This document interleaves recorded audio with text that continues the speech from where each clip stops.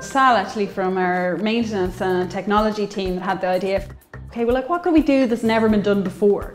Like, you know, thinking about all kind of different things, and then he was like, I've never seen a gatling water pistol. I thought, yeah, wouldn't that be a fantastic device to build? Something unique, nobody's ever done it before. It is generally quite a complicated system. You've got mechanics and drive systems and pressure flow and colour injection, and all of that had to be sort of designed effectively from scratch, but also made using parts that were easy to get hold of. I tried to make as much of it as possible out of stuff that you could get in a hardware store. The key was to use Sugru where it was the best material for the job. It's a fantastic material, actually. One of the greatest uses I found was making these little pistons. First thing really was to break the design down into different components. How are we going to carry loads of water and generate pressure? And the next part was then to look at how we design the gatling motion. And then the third system was how do we make water shoot really far using as little pressure as possible. So I made lots of little prototypes and little rigs to fire a volume of water rather than a thin, very thin jet. What I really thought was fantastic about the machine was the way he introduced the colour.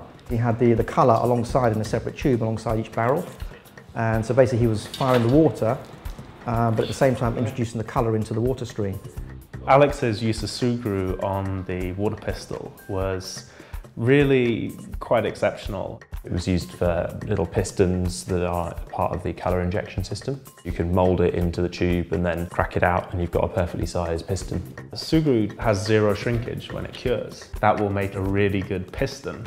I think that's an incredible application which we haven't seen on the website or anywhere else. We were all very excited to see how Alex approached that. Sugru just sort of naturally found its use during the build. Rather than sort of covering it in Sugru, let's really use the unique properties of Sugru to do what it does best.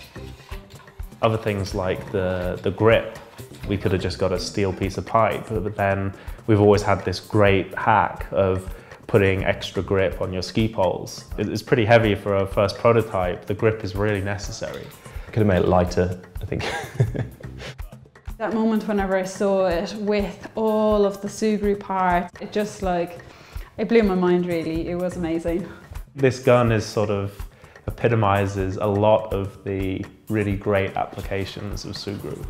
People will be able to see the water pistol as essentially a collection of clever little ideas, and that'll mean people will be able to realize how that can be applied to their daily life.